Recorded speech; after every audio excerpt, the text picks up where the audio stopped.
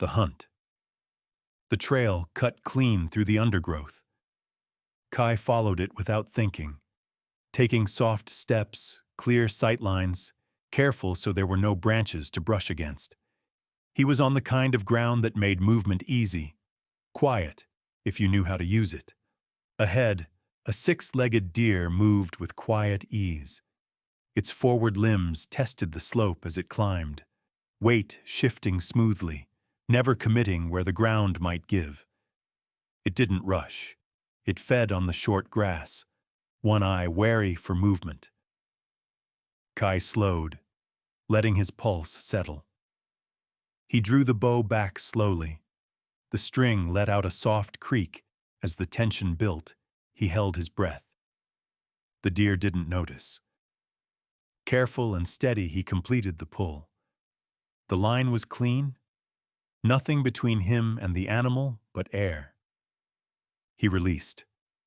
A soft twang sounded.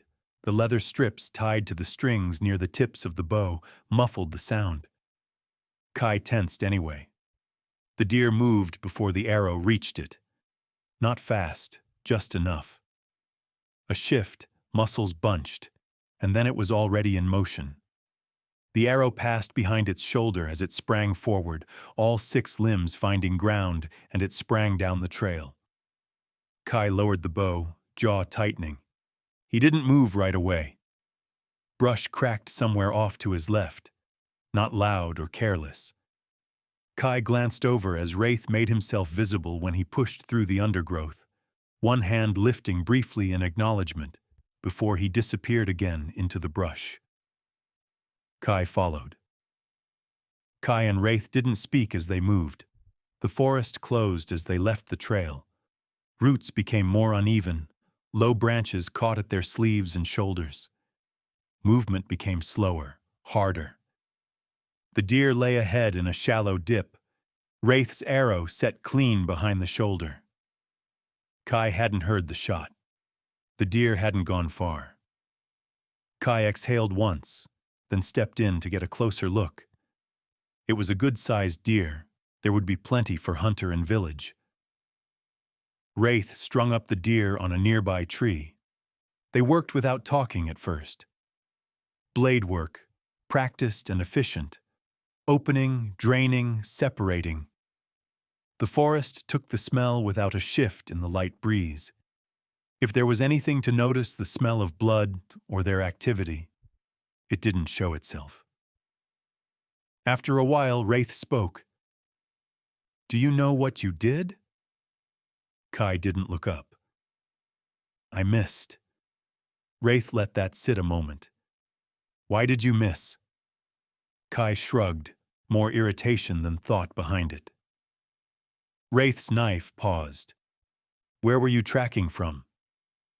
"The game trail," Ch1 said.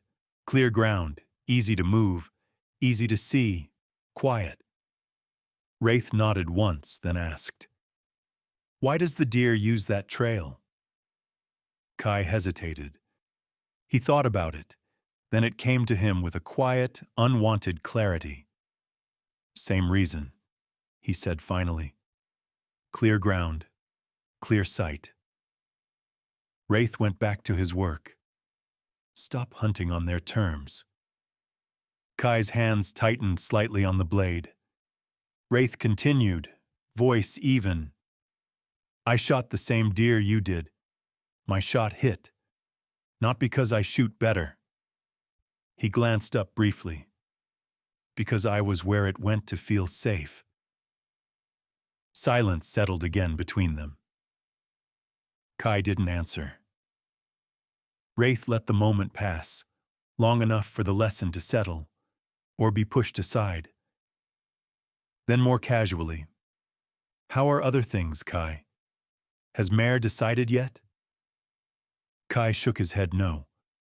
The lie sat lightly at first, then heavier as he held it. He felt the sting of it, sharper now in recollection. He knew he shouldn't. There were few of their age ready for the right. Choices were limited. It wasn't personal, just her choice. Wraith continued, still matter of fact. She'd want to stay here. Don't know why she delays. Your rights are coming soon. It'll be settled then. A pause. Wraith, I lied. I was ashamed to tell you. She already said no. She hasn't told the elders or her parents. She told me before the hunt. Is that why your hunt is off? Kai almost smiled. No, that's all me. It's nothing to be ashamed of. It's just a choice. You will have another chance in time. He sighed softly. This means she will be going to another village. It's almost certain with Ari so close in age behind her. Kai nodded, relieved to have revealed the truth, and calmer with Wraith's answer. They finished dressing the deer, wrapping it carefully in cloth. Wraith nudged part of the bundle toward him. Take half. I shouldn't have to carry it all. Besides, I've already completed my rites. You're the student now. Kai nodded, smiling faintly at the jab.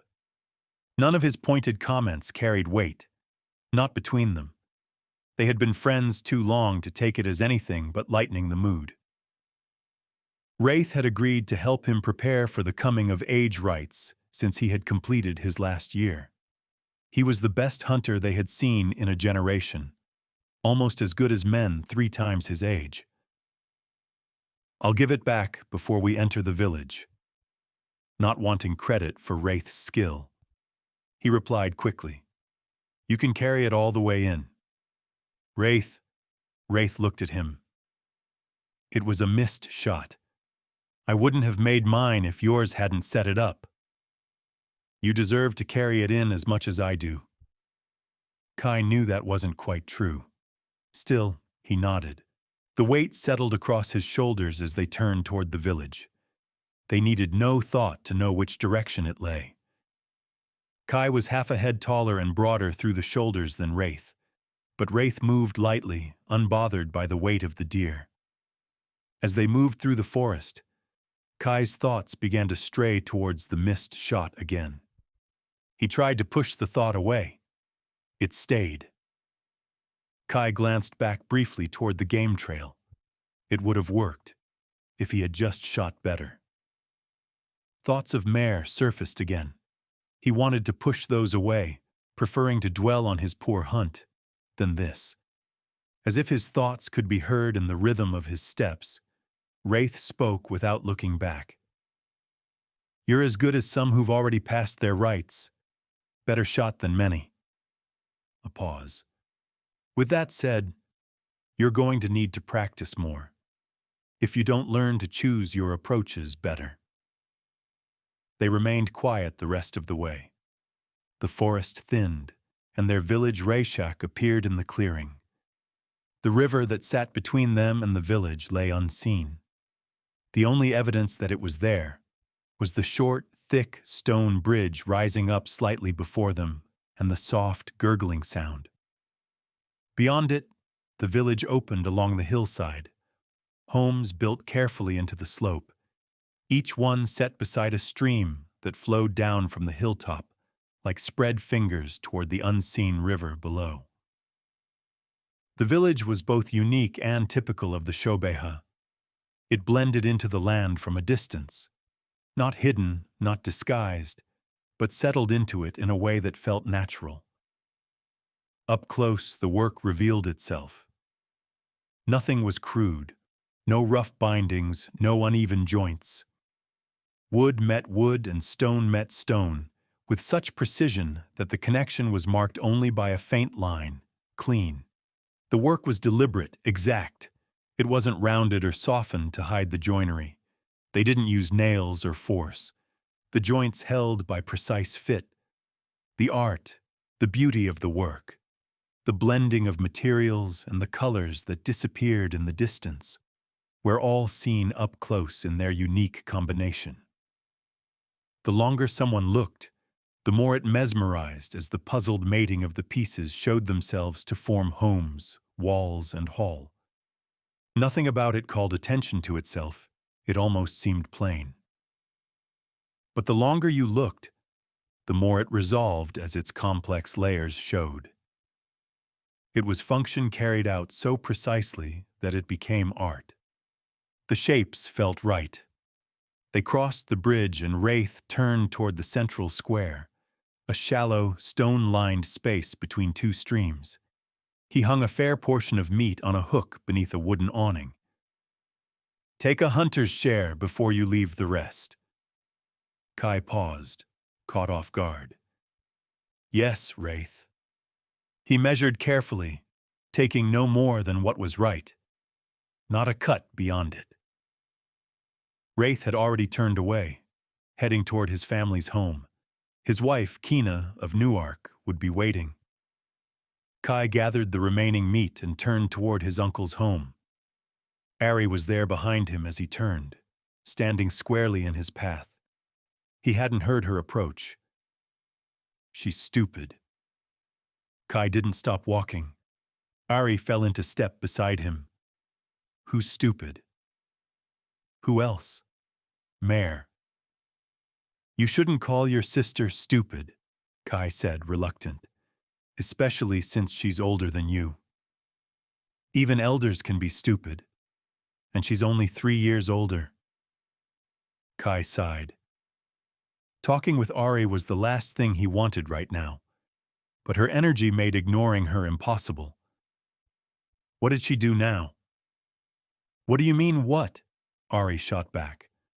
"She told you no, for some boy from Newark." Kai nearly stumbled. "You know?" "Of course. She's loud as a crow and gossips like one too." Ari shrugged. "You're lucky she said no. She'd drive you mad in a month." "Ari," she smiled sweetly and patted his arm. "You will have better choices now." She didn't explain. "Tor's waiting for you. Go on, we'll talk later." A small pause. "Even if you're not going to be my brother, Raychak."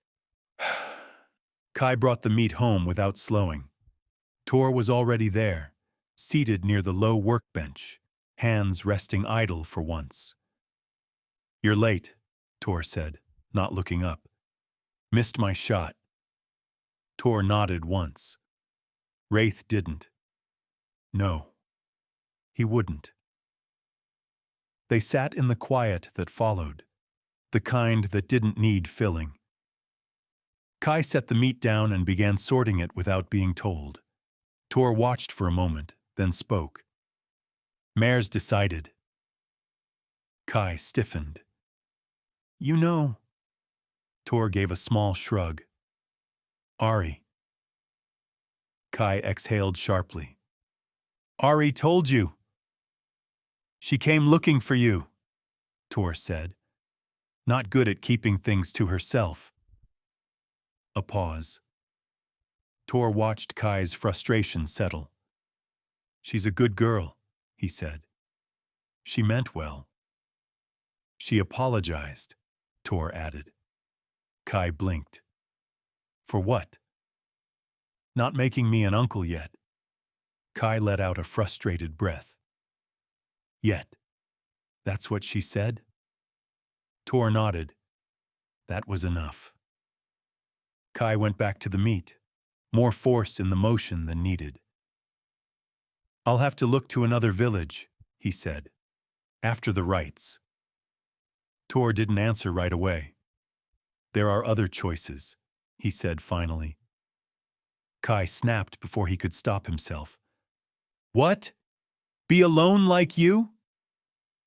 The words hung there. Kai froze. He shook his head. "I didn't." Tor waved it off. Better said than not. Kai didn't meet his eyes. "Single doesn't mean alone," Tor continued. "It means no children." Kai looked up, surprised. "Your trips to Bale Creek. You're not just trading." Tor smiled faintly. "Time you knew." He leaned back slightly. "Her name's Mira. She lost her husband. She won't leave her family. She won't have more children."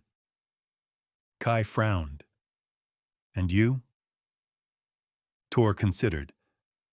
I have what I need, and I'm not ready to move my smithy to Baelkrick. Kai waited. Tor met his eyes. Plus, I have you. Kai didn't speak. When your parents entrusted you to me, Tor said, voice steady, that was the greatest honor I've ever been given. A pause. I'm proud to call you my son. The moment settled in silence. Kai had never considered this. Tor was always uncle. He was clearly not born of the people, but his son sounded right. The evening continued without more revelations, but many thoughts ran through Kai's mind. The chief among them. Father, not uncle. The next morning, they walked into the village together. Tor turned toward the trade posts, Kai toward Wraith. They didn't get far. A runner found them both. The elders are calling. They made their way to the main hall. Like the other buildings of Reichak, it was set into the hillside, only the front face and windows exposed. It gave the sense of a space larger within than without. The elders were assembled, men and women of Reichak, respected for their wisdom.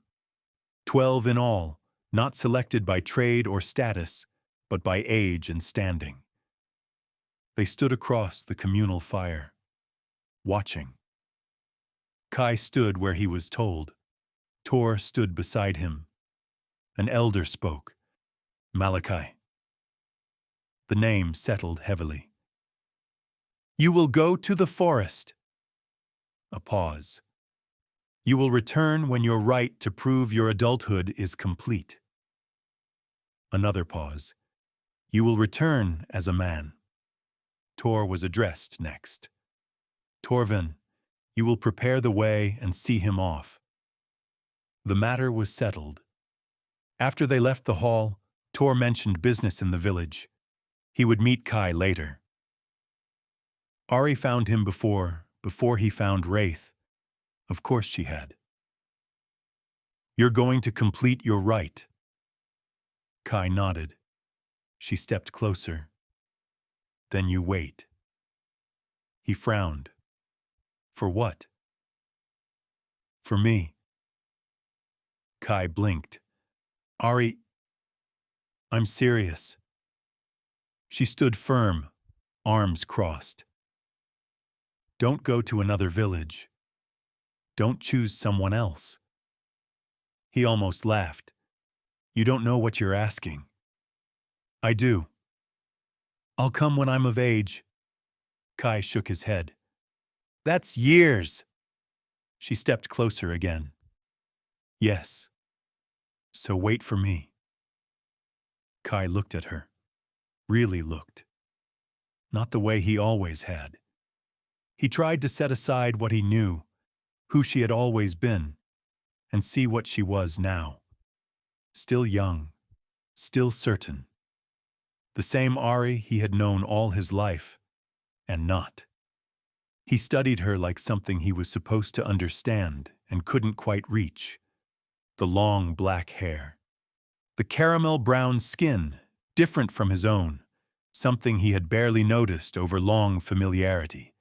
The long-limbed, coltish frame. The quickness in her stance. The way she held herself. Not asking, not hoping. Decided.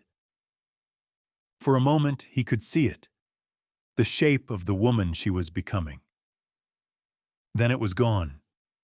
Just a glimpse. He smiled faintly, uncertain.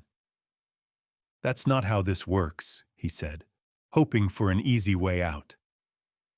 It is if you say it is. It's honored as if it is. An unexpected formality. Silence stretched. Then softer. You won't regret it. She didn't explain. She didn't need to. Kai exhaled. You're just a girl. Ari's expression didn't change. Not for long. A pause. And not about this. Kai didn't answer. He nodded, uncertainty still on his face. That was enough. A promise made must be kept, regardless of the certainty. She stepped back, a brief smile. "Go on," she said. "Tor will be waiting." A small shift in tone. "Even if you're not sure what you promised." Kai frowned. "I didn't." But she was already turning away, leaving him with his own thoughts about what he agreed to. He returned home. Tor had already returned. They prepared in the quiet of the morning. Not hurried, not solemn, just focused. Kai questioned Tor relentlessly on what he was to expect in the rite. You go in the forest and find your path, find the way inside you. As if answering a completely different question, Kai hadn't asked. You may not get what you want sometimes, but that does not remove your choices. Sometimes what you get is better than what you know to ask for. Kai had nothing to say. The unasked answer robbed him of questions. In the morning, they met at the forest edge. Wraith and Tor were already there. Tor laid out what Kai would carry. Blade, cord, dried meat, flint. Nothing more than needed. Nothing missing. A new bow and spear rested beside them. Kai recognized Trail's hand in the bow. Tor must have traded something of equal value. Wraith checked each piece once, then stepped back. He tugged at Kai's leathers, frowning. "Will you stop that?" Kai said. "You're making me nervous." Wraith ignored him. "This won't do." He snapped his fingers. "Those are boys' clothes. Here." He handed Kai a bundle. Hunting leathers, muted browns layered with shifting tones, patterns that caught light differently with movement. Clean, precise, deliberate. Spring greens threaded through them. "Wraith, these are..." Kai stopped. "These are fit for a man," Wraith said. "You'll be fine." They added a small pack. "You won't need more." Kai frowned. "If I stay out longer." "You won't need more." Kai didn't argue. Tor adjusted the straps across his shoulders. "You've carried worse." "That was with you." Tor nodded. "Yes." Nothing more. "How long did it take you?" Kai asked. Wraith shrugged. "Long enough." Tor said nothing. "And if I don't find it?" "You will." "You don't know that." Wraith didn't argue. Tor spoke instead. "You're ready." Kai shook his head. "I missed a clean shot yesterday." Wraith almost smiled. "That's not what this is." "Then what is it?" Tor met his eyes. "You'll see." "And if I do it wrong?" "You won't," Wraith said patiently. "That's easy for you to say." Wraith stepped closer. "It's not about doing it right." A pause. "It's about not avoiding it." Kai didn't answer. Tor placed a hand briefly on his shoulder. "Whatever happens," he said, "you'll come back." Kai looked at him. Tor didn't explain. Wraith stepped back. "That's all?" No ceremony. No final words. Kai waited. Nothing came. He adjusted the strap on his shoulder again, the motion relieving some stress, checked the knife at his side, then turned toward the forest. Neither of them followed. Neither of them called out. They didn't need to. Kai stepped past the edge of Reshak and into the trees. He didn't look back. Matalan. He walked without direction. Not lost, not searching, just walking. At first, he tried to keep to what he knew: ridges, water crossings, the kind of movement that led somewhere. But he wasn't going anywhere. It wasn't a hunt, not yet, and he wasn't going to a destination. He stopped again, thought about it. Maybe a place. Somewhere he was supposed to know inside. So he chose direction, even if he didn't know where it ended. Every path he chose eventually felt wrong as time passed. Not dangerous, not blocked. There were lions and bears whose territories he crossed, but he knew how to avoid their notice. He was unconcerned if their attention forced him to adjust. They did not want confrontation. He knew what they wanted: territory, recognition, response. He gave them no challenges, recognized their signals, and did not challenge their claims. He wandered, empty, trying to find what he was supposed to find. All he found was the same. He began to drift. Tor's and Wraith's words came to him. He had all he needed, and it would take as long as it should. Eventually, there was a shift, a turn where there was no trail, a pause that lasted longer than it should. A step taken because something felt different there, though he couldn't have said how. He told himself it was nothing. Then he followed it anyway. Days passed like that. He couldn't have said how many. Time didn't mark itself cleanly away from Rayshak. Light changed, sleep came and went, hunger rose and fell, but none of it marked the time. He only knew he traveled farther than he had ever been before. The farther from Rayshak, the more clear his path came to him.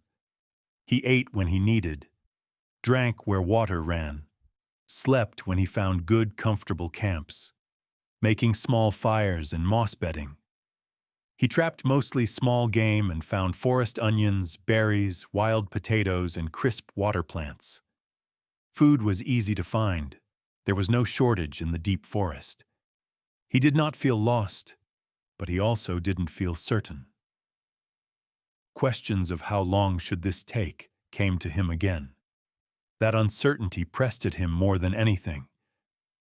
Is this it? The thought came more often, and always the same way.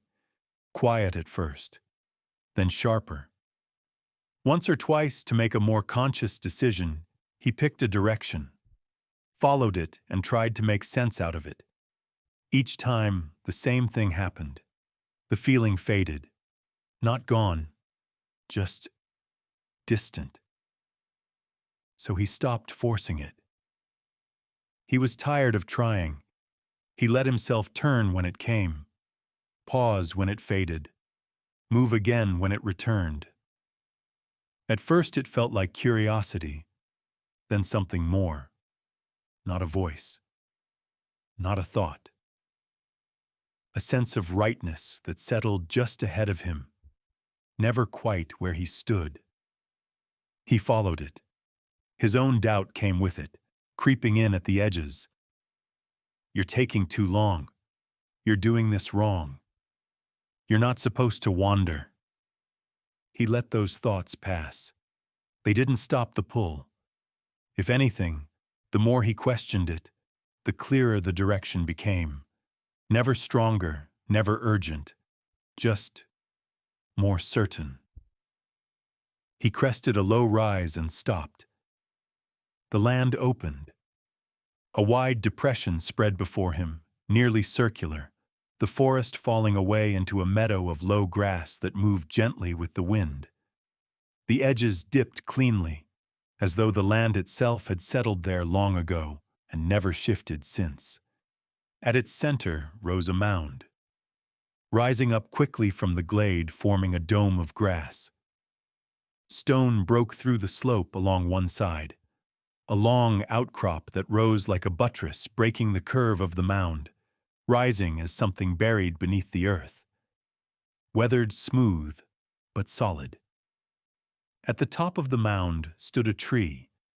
It towered above everything around it, its trunk thick and unbroken, branches spreading wide, far wider than they should have, reaching out over nearly half the meadow below. Leaves shifted softly, though the air here felt still. Water moved through the clearing in thin lines, small streams radiating outward from the mound, tracing the slope and gathering into shallow pools along the edges. It should have felt exposed. It didn't. It felt right. And something else. An outward pressure of consequence. It didn't push back at him. It moved through him, as if something powerful were measuring him. Kai stepped down into the depression. The grass bent under his weight, soft and springing back as he passed. The air shifted, cooler, heavier, not with damp, but with something that pressed gently against his skin. He slowed without meaning to. The feeling that had led him here settled, not gone, just present. He didn't know what to do with that. He took another step. The sound came from behind the mound. Heavy, measured, not rushed. 6 impacts, one after the other, each one spaced with a weight that carried through him more than the ground. Kai stopped. He didn't reach for his bow. He crouched in readiness, then froze, heart beating, waiting for the sound to reveal itself. The sound came again, closer, again, closer. Not crashing, not hurried, running. Kai could feel the presence moving toward him. The sound confirmed it. The rhythm of the steps certain, each impact placed with surety, exactly where it needed to be, weight carried forward without hesitation. 6 steps. Again. And then it was there. Not in front of him, but in him. Not a voice, not sound. Meaning. It did not ask. It did not announce itself. It was simply present, firm, unyielding, as real as the ground beneath his feet.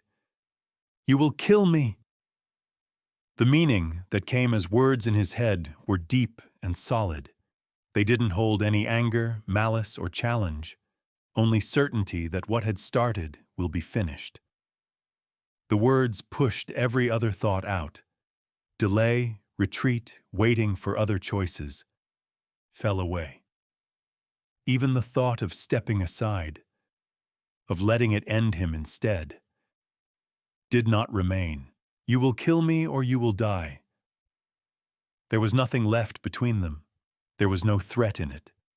No anger, no urgency, only certainty. The ground carried the next set of impacts. Closer. Kai's eyes fixed on the rise of the mound, on the edge where the stone curved upward. He still couldn't see it, but he knew it was there. The presence pressed deeper, not louder, but broader, filling everything behind his thoughts. And with it came understanding in a blink. The world froze around him. Or it continued while the complete thought came in an instant. Seen. It showed itself as a great bear, not just a bear, the great bear. The protector at the heart of the forest the elders spoke of when reciting Shobeha stories. Endless seasons, endless hunts, strength layered upon strength, not fading, not diminishing, only deepening. A life that had not weakened with time, but grown more certain, more complete. It held balance. The thought added, for too long. Kai felt it in a way that left no room for doubt. It was not in decline and could no longer change to meet the world's shift. This was persistence beyond its place, and beneath that, something else. Smaller, new, unformed. A presence that should have risen to replace, but could not. Not because it could not exist, because it could not overcome. It was not strong enough. Not yet. The law was simple, unspoken, unbreakable. The old remains until the new can take its place. But here, the old could not fall, and the world was changing too quickly. The new could not rise to face it. The weight of that truth settled into him with the same certainty as the presence itself. If nothing changed, nothing would. The ground shook again, closer. "You will kill me." The meaning did not shift. It did not soften. "Or you will die." And with that, he understood. Not told, not explained, simply known. If he failed, the bear would remain, the new would never rise, and whatever came after would have no place to stand. Kai's fingers tightened around the bow. His mind clashed with his expectations. This was wrong.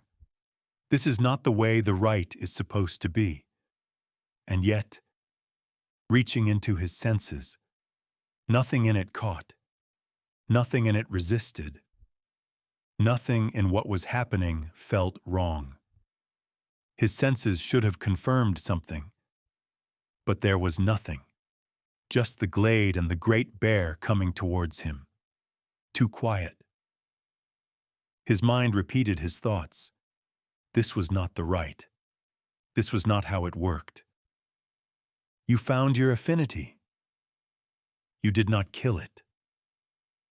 The thought broke against the presence like water against stone, unchanged. The bear did not slow. It did not wait for him to understand. It was already committed. The moment it had reached him, he melded back to the present, thoughts and reality no longer separate. 6 steps. Closer. The rise of the mound no longer blocked the view. The first movement appeared along the edge of the stone. Mass, fur. A shape that did not fit cleanly into sight, as though it belonged more to the space than the eye.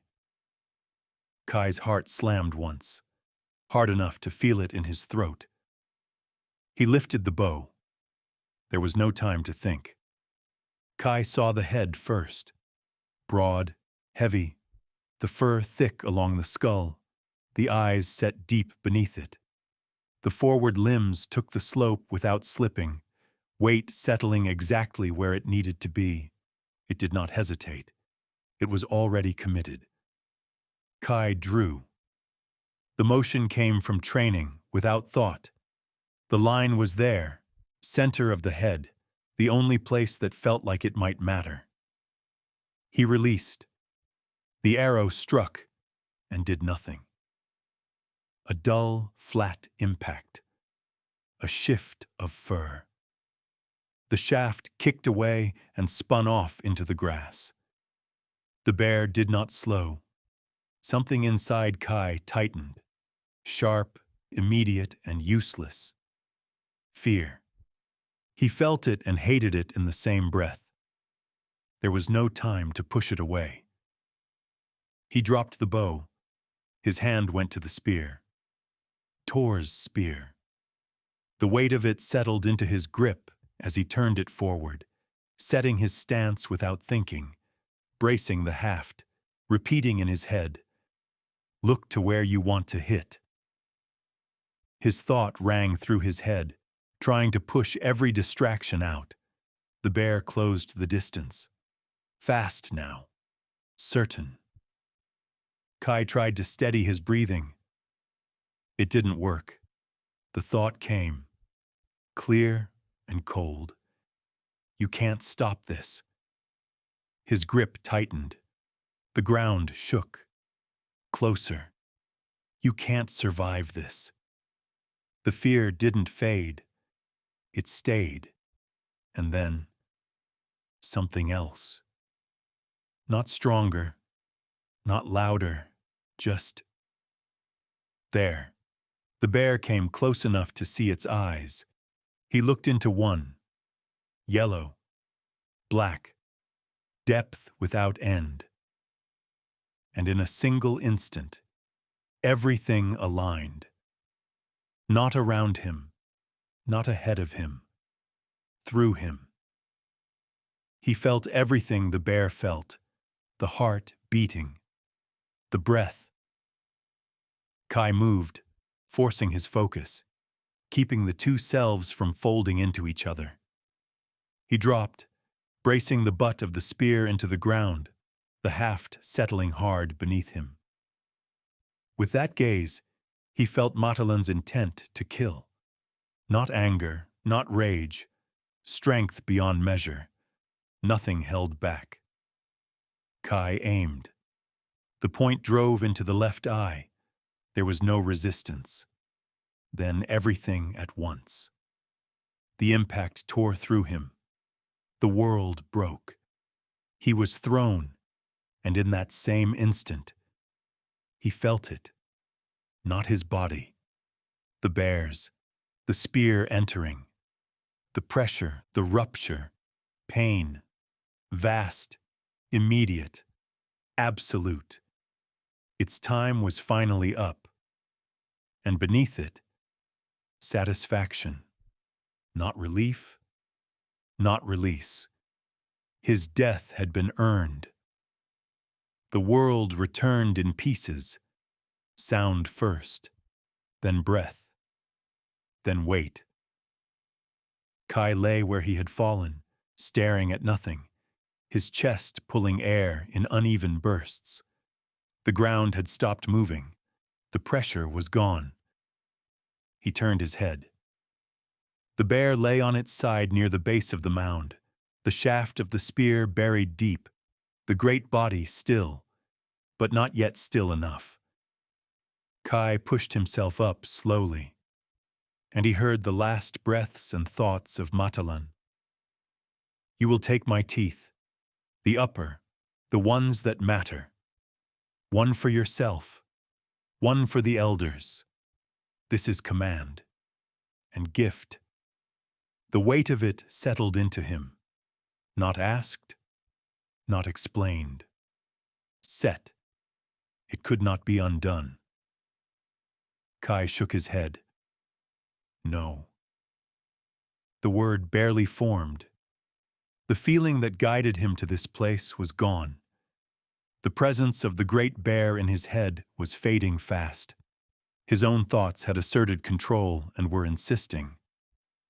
All of it was wrong. He looked on the scene. He had done it. No one had forced his hand. No one had moved for him. He had chosen it.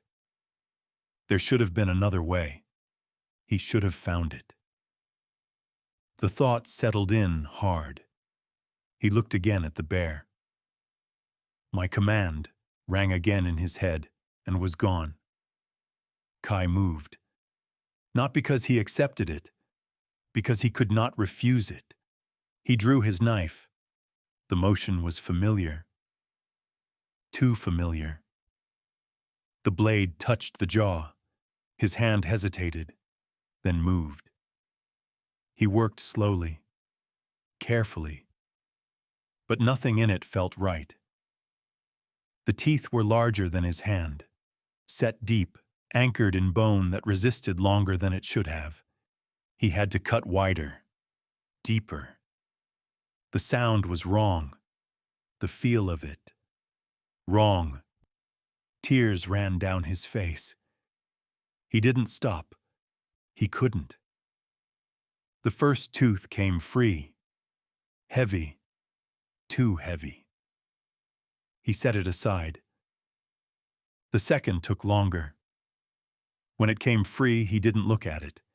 He wiped the blade clean, again and again, as though that would make any of it less. He wrapped the teeth separately, one for the elders, one for himself. The meaning pressed in on him, not as understanding, as weight. The life was gone. Nothing remained unfinished. Kai stood. The great form of the bear had stilled. Something in it had gone, not visibly, but completely. He gathered his bow and spear, then turned. He walked. Day into night. Night into day. He did not stop. He did not eat. He did not drink. He did not think. The forest passed around him, unseen. Only distance remained, and the weight he carried with it. Morning came. He crested a rise, the river, the bridge, the village beyond it. He crossed in silence. No one spoke. They did not need to. Something was wrong. He reached his door, opened it, stepped inside, and fell. Tor was there, and caught him. Kai woke after nearly a day of restless sleep. His body had been exhausted, his mind worse. He barely remembered how he had arrived. It felt like waking from a terrible dream, but he knew it wasn't. Tor sat beside him. He had brought a chair in and placed it near the bed. He waited there, quiet, watching, not pressing, not speaking. Just there. Kai drew in a breath. I killed him. The words came too quickly. The great bear. I killed him. Tor did not react, not outwardly. He let Kai continue. Kai spoke as he remembered it, piecing together the moments. Everything came as it had happened. Thought, feeling, certainty, confusion. He didn't leave anything out. He spoke of the right as it was meant to be spoken, as if to a wife, mother, or a father. When he finished, he reached for his pack. His hand hesitated, then moved. He took one of the wrapped teeth and brought it forward, careful in the way he held it. He did not reach or speak of the other. The thought of it sat heavy in him, wrong, and yet not something he could leave behind. Tor took it and carefully unfolded the wrappings over the tooth. He didn't rush it. He turned it slowly in his hands. The weight of it understood without being named. There was something in the way he held it. Not surprise, not disbelief. Something quieter. We will go to the elders, Tor said. They must see it. They will know your right is complete. He looked at Kai. And have questions, remembering Kai's sorry state. When you are ready? Kai sat up slowly. The room shifted slightly around him. He was in his small clothes. He didn't remember changing. That felt distant, unimportant. He stood. His movements were slower than they should have been, but steady. He reached for his gear. His hand passed over the leathers Wraith had given him and stopped. He didn't take them. Instead, he pulled out his old hunting leathers. Worn, familiar, right. The others felt wrong, too clean, too whole. He wasn't anymore. Tor saw it. He said nothing. Kai turned. His eyes moved past the spear, past the bow. He did not reach for them. Tor spoke. Quiet. Firm. Whatever this is, glancing at the weapons. You don't set those aside. Kai didn't look at him. They don't belong with me right now. Tor did not move. They are yours. Another pause. As a man. Kai swallowed. I'll take them later. Tor held his gaze a moment longer, then nodded. You need this. He gave him water, then food. Kai drank and ate as he readied himself. Both silent. When he was ready, they left for the great hall. No one stopped them, no one spoke. The villagers saw them pass, one by one, in doorways along the paths near the water. They didn't call out. They did not ask. They watched. Quietly. Something had changed. Not in a way that could be named, but it was there. In the air. In the ground beneath their feet. In the stillness that held longer than it should have. The land felt it. So did they. The elders were already gathered. They had felt it as well.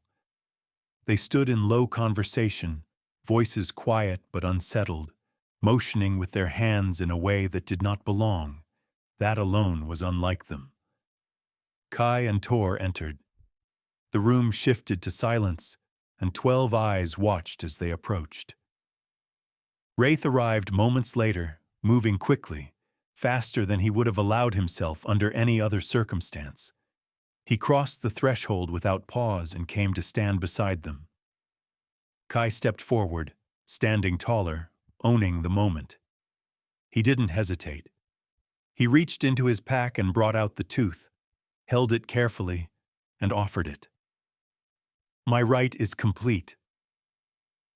The words settled into the room. No one moved. "The Great Bear is dead." A breath. "I was told to kill him." He did not say by whom. He did not say how. Silence held. Then, impossible. The word came sharp and immediate. Kai did not respond. He lifted the tooth slightly. They saw it, its presence commanding their attention, the size and shape irrefutable to his claim. Something shifted, not acceptance, not yet, but something that could not be dismissed. Some elders held the tooth, looking carefully, using their other senses to see the truth of it. Other elders refused to touch it, trying to keep their reality safe. Kai spoke again, told them of his rite, shorter this time. Not everything.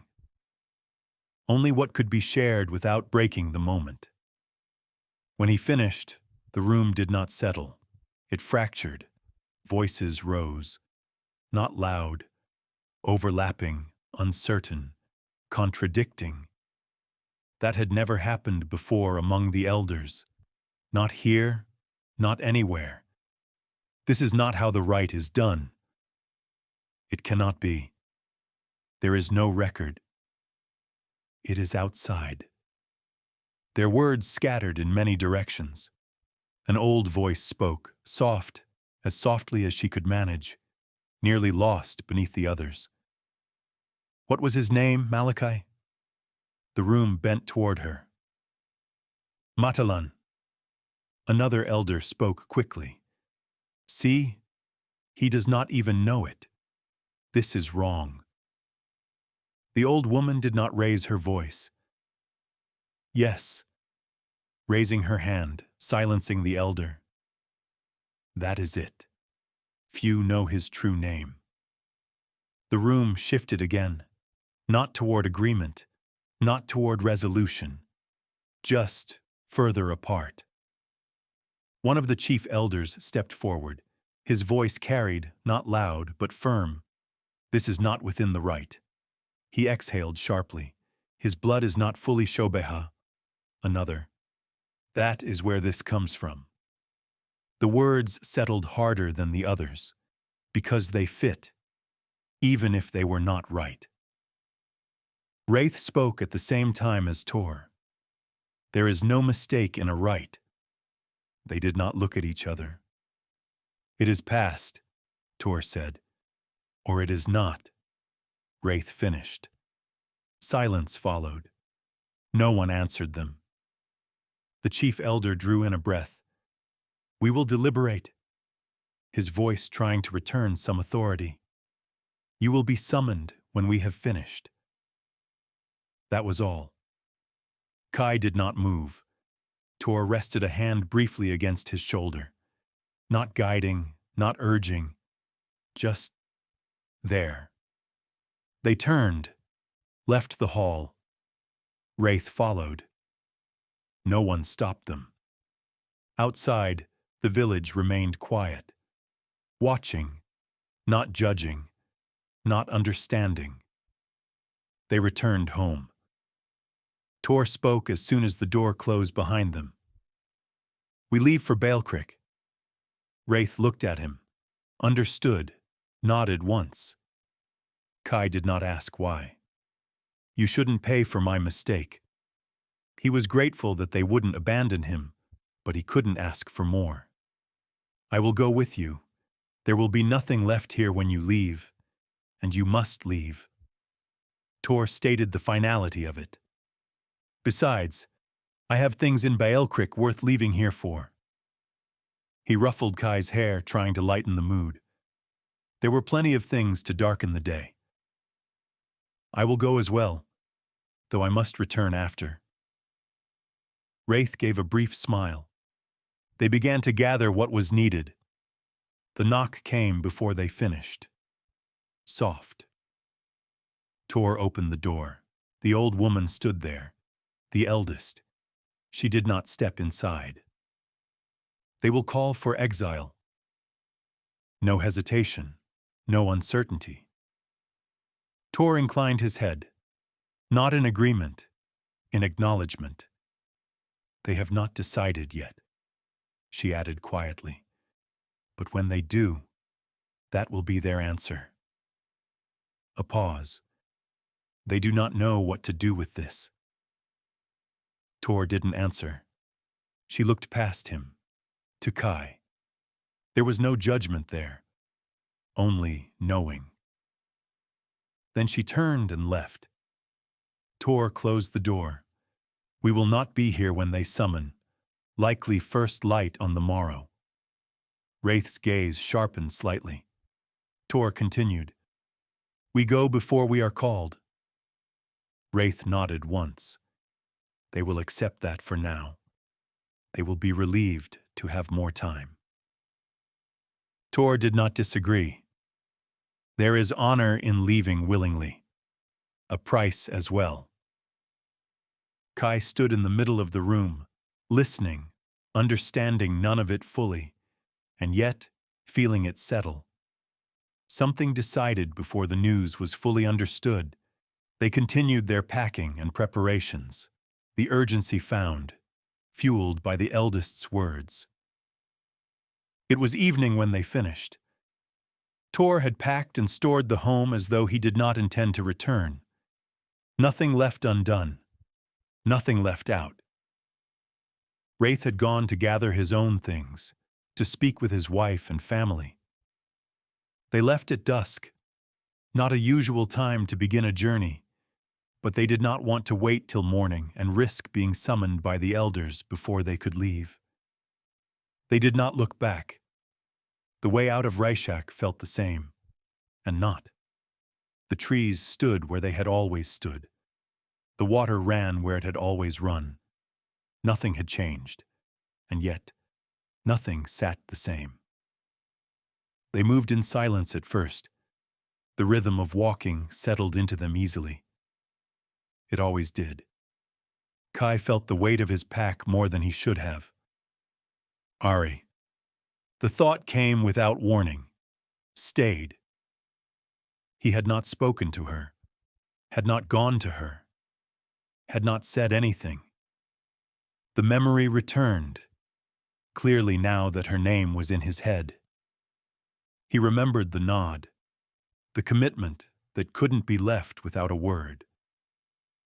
He slowed slightly, then spoke. "Wraith." Wraith looked toward him, not breaking stride. "If you return before I do, speak to Ari." Wraith did not interrupt.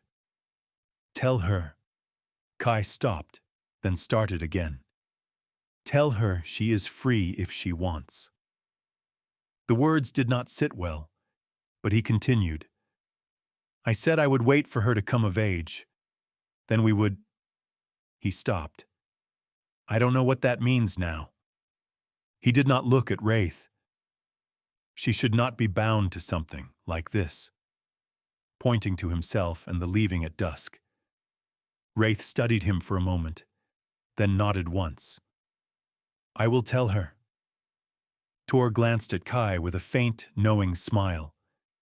Ari has her say in this, mimicking Kai's gesture. Do not count yourself out so quickly. Nothing more was said. They walked. At some point, Kai stopped and reached back, drawing the bow from where it had been tied, then the spear. He held them for a moment. Not comfortably, not easily, but he did not set them aside. He secured them properly, adjusted the weight, and continued. Wraith saw it, said nothing. Later, Kai reached back and opened his pack and adjusted some contents. The movement was small, but Wraith noticed. The new leathers were inside, packed carefully, carried, not worn. He did not speak of that either. The journey held no event, no interruption, no difficulty, only distance. They traveled for more than a week, hunting as needed, moving without trail or road, but certain in their direction. The Shobeha did not use roads. By the time the land began to open, the forest had thinned, the ground flattened, the air changed. Belcrick. It sat lower than Ch1, spread wider, built differently, but not unfamiliar. The same patterns, the same structures, just opened. They were met at the edge. Mira stood waiting. She stepped forward as they approached. No hesitation, no uncertainty. Tor. Her voice held warmth, steady, certain. She embraced him without asking, then stepped back and looked at him. You came. Tor inclined his head. I will stay. No explanation, none needed. She accepted it as it was given. Her gaze moved to Kai, then to Wraith. You are welcome. She glanced a little longer at Kai. You are Kai. Not a question. I am very pleased to meet you finally. Kai was surprised. In Shobeha custom, a relationship outside marriage didn't require family to be involved. She already knew of him. He did not know her family, and their absence carried a weight he could not name. She turned and gestured toward the way. My home is near. They followed. The houses were set closer together here, not crowded, but nearer than Ch1. Families grouped, connected. Mira's home sat near the center of a wider cluster, not separate, part of something larger. They entered. There was no formal greetings. Space was made as if they belonged there. Tor and Mira spoke as they prepared food in the kitchen area. Wraith and Kai settled their belongings in a separate guest area. They placed their gear near where they would sleep, but neither unpacked. Later, as they settled, Tor, Wraith, and Kai shared their stories. Questions and answers flowed. As their voices settled quietly, Mira spoke. If Ch1 calls him? Tor didn't hesitate. Belcrick will honor it. She answered, resigned. There is no reason they wouldn't. They don't know Kai. Kai listened, felt it settle, not finished. He spoke. I won't stay. The words came without force, without defiance. There are places beyond the river. Middleton, Tor added. They have a ferry. He did not look at them. I'll go there. No one argued. No one agreed. It was simply said. Wraith spoke next. I return in the morning, looking at his hands. There must be a voice that does not move. Tor nodded. Mira watched them both, understanding more than was spoken. You will not need to find another place in Belcrick, she said to Tor. And Kai, you will always have a place here. Shifting to look at him. This is your home now, if you want it. They both inclined their heads. Wraith glanced between them. Rayshak will feel your absence. No judgment, no weight. It is of their making. Tor did not answer. Night settled. No one spoke much after that. Kai woke before the others. He gathered his things quietly, moving without sound. He took the bow, the spear, the pack. He did not hesitate. He had decided not to delay the inevitable.